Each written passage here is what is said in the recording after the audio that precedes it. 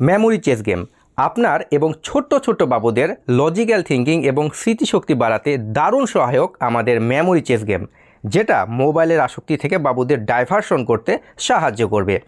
কিভাবে খেলতে হয় চলুন দেখে নেই। শুরুতেই গুটিগুলো এলোমেলোভাবে বোর্ডের বিভিন্ন গর্তে এমনভাবে রাখুন যেন গুটির রঙগুলো গর্তের ভেতরে ঢাকা পড়ে যায়। এরপর প্রথম খেলোয়াড় ডাইস বা ছক্কাটি বোর্ডের উপরে ফেলবেন। ছক্কাটির যে রং উঠবে সে রঙের গুটি ধারণা করে বোর্ড থেকে তুলতে হবে। যদি ছক্কার রঙের সাথে গুটির রং মিলে যায় তবে গুটিটি আপনার এবং আপনি পুনরায় ছক্কা ফেলানোর সুযোগ পাবেন। আর যদি গুটির রং না মিলে বোর্ডের যথাস্থানে গুটিটি রেখে দিতে হবে এবং দ্বিতীয় খেলোয়াড় তখন ছক্কাটি ফেলার সুযোগ পাবেন।